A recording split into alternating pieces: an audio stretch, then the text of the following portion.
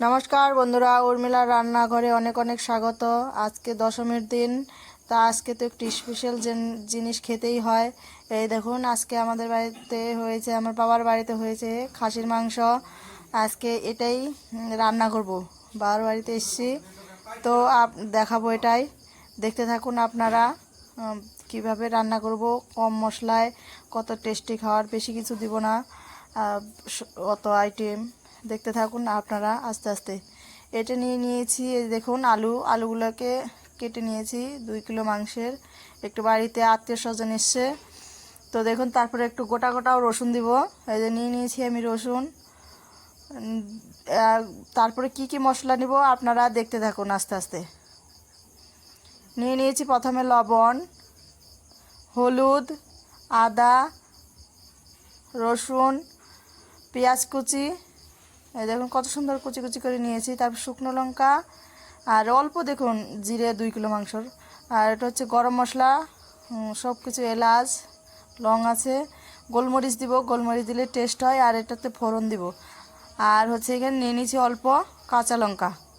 আর এইটুকুই দিয়ে আরও মশলা আছে, তেলটা দেখাবো একটু পরে, বেটে নেই। ততক্ষণ আমি এই মশলাগুলো দেখুন বন্ধুরা কত সুন্দর আমি সাজিয়ে নিয়েছি। তো এইটুকুই আমি নিব, গ্রাম্য পদ্ধতিতে রান্না করব। আপনারা দেখতে থাকুন, অত কিছু দিব না, মশলাপাতি দিব না।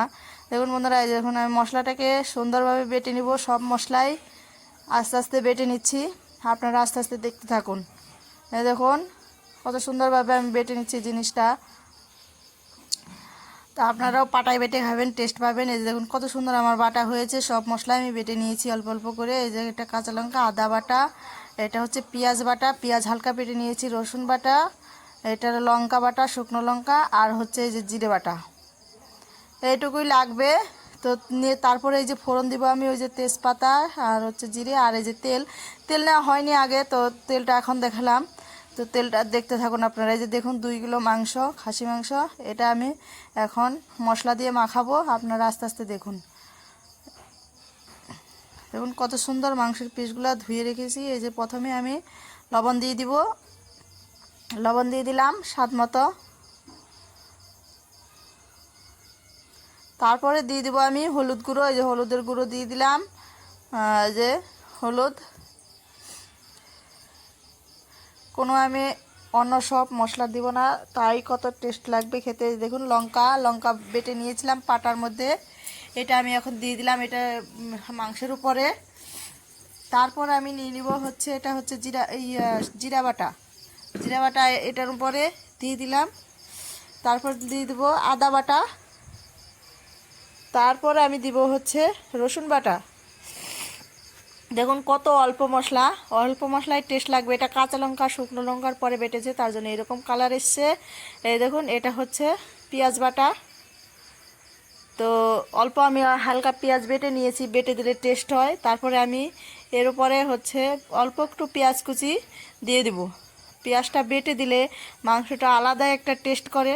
এইটুকুই আমি আইটেম দিয়ে করব। তারপরে পরিমাণ মতো তেল দিয়ে দিব। দেখুন অল্প পরিমাণ তেল দিয়েছি, 2 কিলো মাংসে আমি অল্পই তেল দেবো। অত বেশি তেল দিলে এবারে মাংসটা খেতেও টেস্ট লাগবে না। আপনার তাই দেখবেন কত তেল হয়ে যাবে মাংসতে। তারপরে এটা দিয়েই আমি, এইটুকু মশলা দিয়েই আমি মাংসটাকে সুন্দর করে মেখে নিব। দেখতে থাকুন আস্তে আস্তে। এই দেখুন আমি মাংসটা কত সুন্দর করে মেখে নিচ্ছি। হাত দিয়েই মাখবো, অন্য কিছু দিয়ে মাখবো না, হাতের একটা টেস্টই আলাদা। এই দেখুন হাত দিয়ে মেখে নিচ্ছি সুন্দরভাবে, একবারে গ্রাম্য পদ্ধতিতে রান্না। দেখুন বন্ধুরা, এই যে কত সুন্দরভাবে মেখে নিচ্ছি।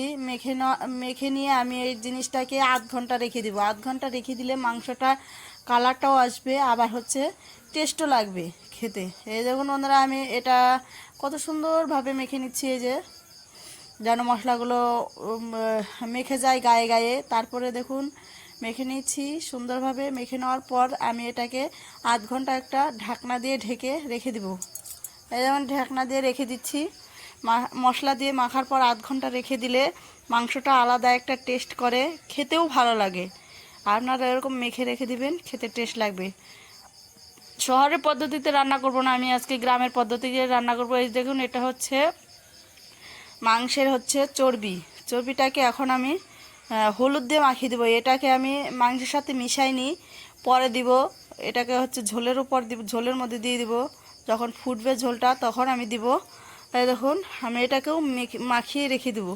দেখুন আজকে আমি আলাদা একটা উনানে রান্না করব। আমার বাবার বাড়িতে এসেছি, তো দেখুন কেমন একটা উনান বানিয়েছে আমার বাবা।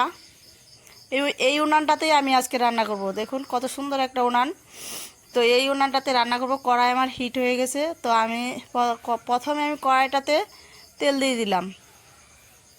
এই দেখুন তেল দেওয়ার পরে তারপর তেলটাকে আমি নেড়ে চেড়ে নিব, সুন্দরভাবে নেড়ে চেড়ে নিচ্ছি। নেড়ে চেড়ে নেওয়ার পর আমি এই দেখুন উনানটা একবার দেখে নিন, কত সুন্দর একটা আমার বাবার আলাদা একটা সিস্টেমের উনান বানিয়েছে। এই দেখুন তারপরে আমি আলুগুলো দিয়ে দেবো। আলুগুলো কেটে রেখেছিলাম, আগে হালকা ভেজে নিব আলুটাকে, এই যে সুন্দরভাবে ভেজে নিব। যেমন একটা একটা করে দিয়ে দিচ্ছি, অনেক লোকজন আছে তার জন্য একটু আলুটা একটু বেশি পরিমাণ হয়ে গেলো মনে হয়। তো দেখতে থাকুন, আলুটা আমি এখন ভেজে নিব। সবাই এসছে বাবার বাড়িতে, আত্মীয় দিদিরা এসছে, জ্যাঠাতো বোন, আর হচ্ছে দাদা আসবে, আমার বড়দা। তো দেখুন বন্ধুরা আমি এসে রান্না বসিয়ে দিয়েছি। তো আলুটাকে প্রথম ভেজে নিচ্ছি, যে ভাজি করছি সুন্দরভাবে লাল লাল করে একটু ভেজে নিব। লবণ দিয়ে দিয়েছি এর উপরে। লবণ দেওয়ার পর আমি দেখুন সুন্দরভাবে একটু নেড়ে চেড়ে নিব। তারপর আমি আলুটা যখন হয়েছে তার আগে আমি একটু হলুদ গুঁড়ো দিয়ে দিব। হলুদ গুঁড়ো দিলে একটু কালার আসবে। দেখুন এই কালার আসছে সুন্দর।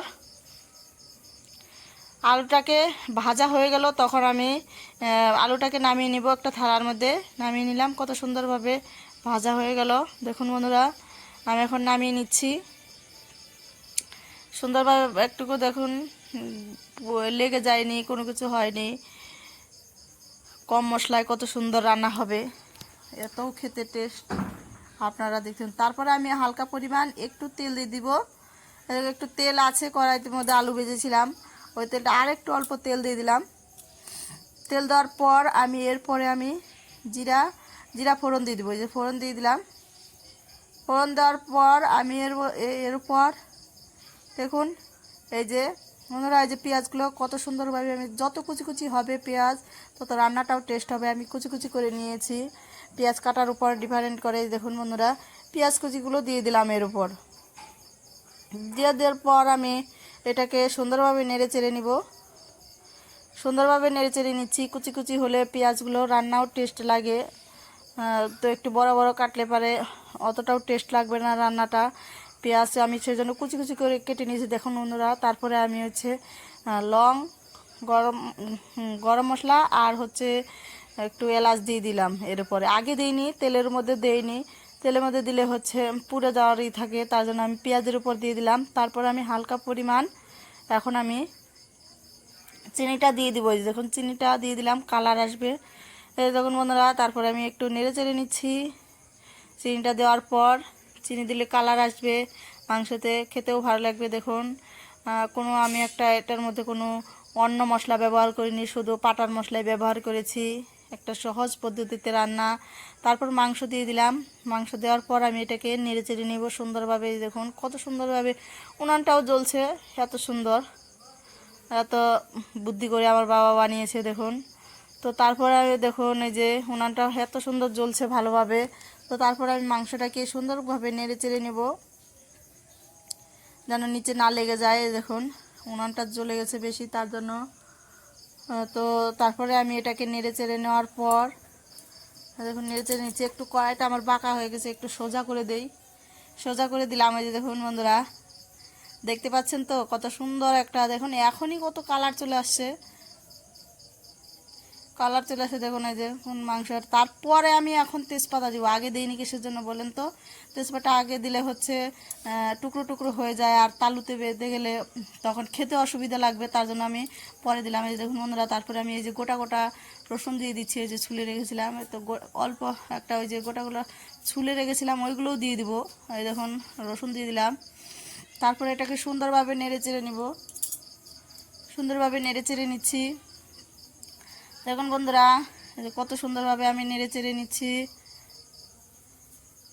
মাংসটা। দেখুন এখনই এত কালার এসছে বলার মতো না। তারপর আমি এটাকে নেড়ে চেড়ে নেওয়ার পর এই দেখুন বন্ধুরা, তারপরে এই দেখুন কত সুন্দরভাবে আমি নেড়ে চেড়ে নিচ্ছি। এই যে দেখুন তারপরে আমি আরেকবার সিদ্ধ করার জন্য জল দিয়ে দিব। জল দিয়ে